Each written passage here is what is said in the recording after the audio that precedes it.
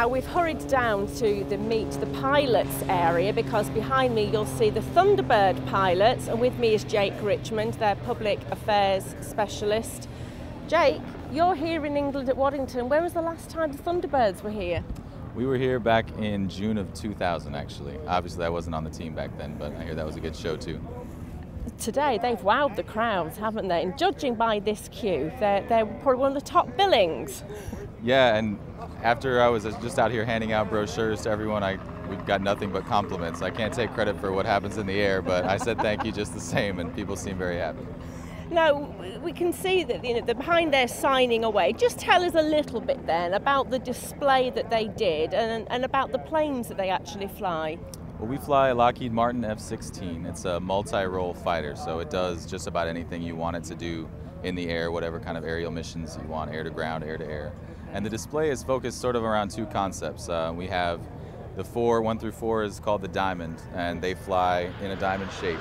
And they're displaying teamwork, precision, the amount of training it takes for the pilots to become as good as what they do as they are. And the other concept is where the two solos interact, they don't fly in formation, but they're displaying what the aircraft itself can do. And obviously that takes skill from the pilot as well. But you know, the high-speed passes and the maximum turns and all that stuff, that's to showcase to the public what those aircraft are capable of. Why the name Thunderbirds? Well, I'll tell you the whole story, and then if that's too long, you let me know. But basically, when the Thunderbirds first existed, it was in Arizona, where Native American Indian culture was prevalent, and that the Thunderbird is a Native American heritage symbol. And so that was sort of the casual name when the Air Force decided we want a demonstration team here. Let's just call them the Thunderbirds for now.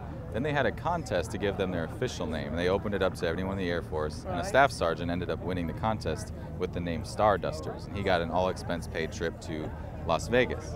And it wasn't very long, but a month later, the 3-star general who was in charge of the command at the time said, I don't really like Stardusters. He got his trip to Vegas, but what was that other name you guys were talking about? Thunderbirds. And the interesting part is, back then, the reason they didn't go with Thunderbirds is because it was prevalent so much in other respects that they didn't think it had enough, unique individuality to the name. And now that's what's most associated with that term is this demonstration team, at least in the US. So I was going to say, because in the UK you say Thunderbirds and it's the TV program with the little puppets on strings, isn't it? I'm not familiar with that, but I'll remember that one. Well, I only had to ask because obviously their outfits, if you've ever seen the Thunderbirds TV program, actually, does it really? It is, yes. That is the Thunderbirds I'm going to have to look that up on YouTube. You are, aren't you? That could make for some good comic fodder at our events. Honest to God, I honestly thought that was what they were named after. Now I know why you asked. Exactly, but it's not. It's to do with a bit more heritage. Yeah, in the Native American heritage, the Thunderbird was and is sort of an omnipotent being, and it was sort of a deity to that culture. Oh, well, I've learned something new that has nothing to do with the Thunderbirds TV program. Absolutely not. So far then, it's been good for you today. You've been enjoying the air show? Oh, absolutely. It feels great. I mean, back in Las Vegas, it's 100 degrees, so I would like a few, maybe the clouds could go away a little bit. Hopefully tomorrow we'll be able to do a few more maneuvers, but it's a great day, and this is my first time in England. It's the same for a lot of us, so we've been having a great time. Well, at least we've given you some good British weather then. Yeah, I think so. We expected a lot of rain. That's what, English weather. Brilliant. Thank you very much. Oh, no problem.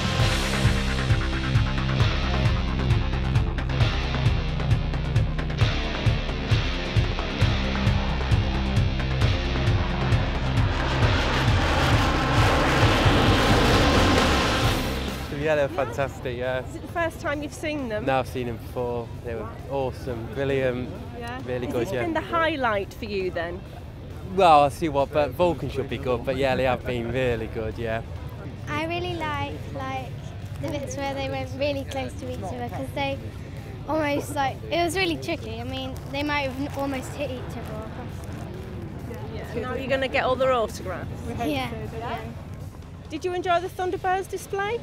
Yeah, they were absolutely superb. They've always been a fantastic air display team, and they're on a par with our Red Arrows really, and they just go all out. The skills are phenomenal. So yeah, it's great having them here, and I hope they come again. They're really terrific. They were really good. Yeah, They're really lovely. We've seen them before. Very excited. Right. Seen them in Reno, seen them at the air races, but yeah, they're fantastic. Are you Thunderbird groupies? No, not at all. No, not at all. So you enjoy today's sport? Absolutely lovely. Absolutely yeah. lovely. Brilliant. Yeah, it's great. Come all the way from London for this, so. Fantastic. Yeah. Wow. Do you regularly go around the air shows? Yeah. Are you big air? Yeah, we do. We go to quite a lot, so. That's quite nice because you don't see many females that are into planes, do you? It's getting so busy though. More and more people bringing their children, introducing them to aeroplanes, educating them. I think it's amazing. Brilliant. Thank you. Great. Thank you very much. Cheers.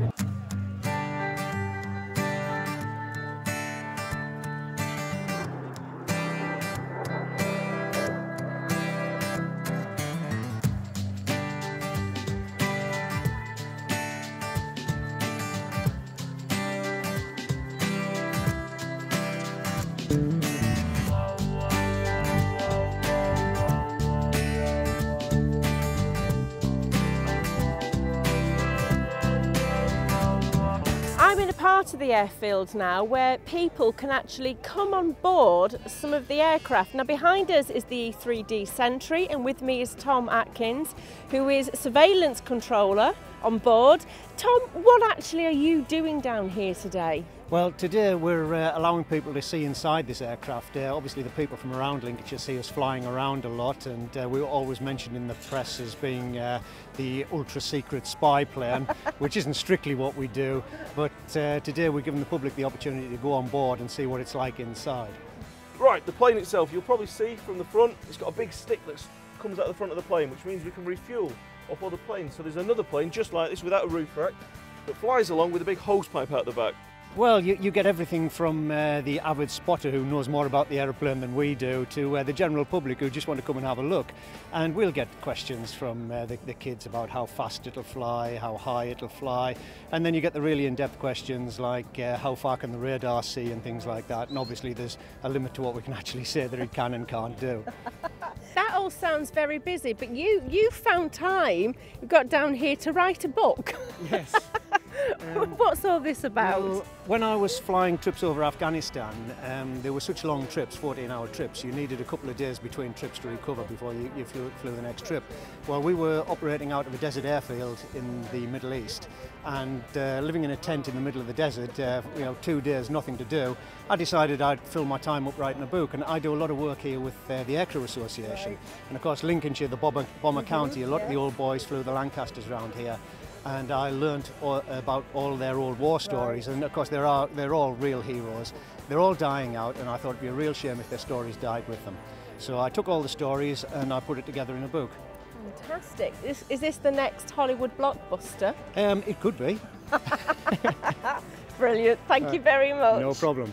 I hope you enjoy the show.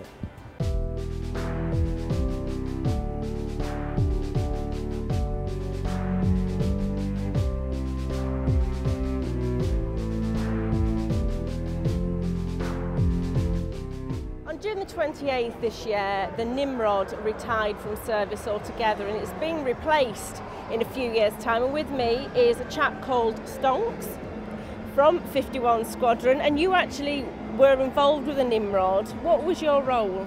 I've been on the Nimrod for the past 11 years, employed as an airborne signaller. Okay. Yeah. Now, for many, it was sad that the Nimrod has gone out of service. Yes. What memories do you have? Are they happy memories of being on that aircraft? It is. It's probably the best aircraft in the world at doing the job that it does. And so it'll be largely missed throughout the world on all the operations that it has been taken part in. Now, what has happened then to the people that were involved with the Nimrod squadron? Where have they now gone? Initially we sent some people off to America to train on the rivet joint, which is going to be replacing the Nimrod, while other people were still flying the Nimrod. I was on the first course, so I've been away for the majority of this year. I've just got back. And now the Nimrod has gone out of service, the rest of the people will be going out to train on the rivet joint, and people that are trained, like myself, are deploying with the Americans to work on rivet joint out in various theatres. And is there a big difference between the two aircraft at all? The job they do is the same. Obviously it looks a lot different, and inside it is considerably bigger than the Nimrod and considerably more modern than the Nimrod, but essentially the output is the same. So just talk us through that. What were these types, or what is going to be the rivet joint going to be used for? It's going to be used for intelligence, surveillance, stuff like that, in combination with other platforms, as the Nimrod was. Okay. So on that last day in June then, did your guys have a farewell party? Yep, we had a parade just outside the hangar here. The Chief of the Air Staff came and the Nimrod did a flyby, and that was its last flight.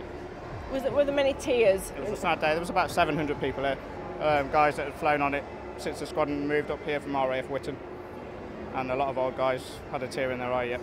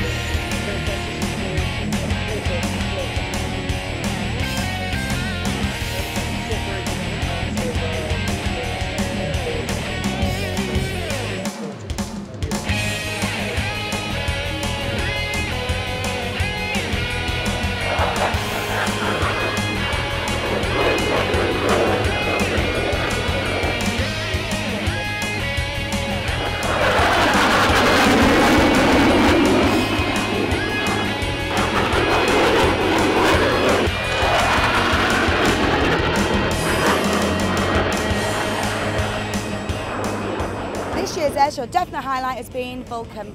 Absolutely wonderful, beautiful to see it in the sky. It's actually done a really, really good job. Looks fabulous. I think the Vulcan, slightly ahead of the Red Arrows. The Red Arrows were good, but I think the Vulcan just took the show. Yeah. Probably the Thunderbirds. It's been great, yeah. Definitely the air displays, definitely. The Red Arrows as always. Yeah, always a favourite. I like the Chinook as well. Yeah. A Vulcan. Always like a Vulcan. You're all split here, I know. Always up for debate in the car going home.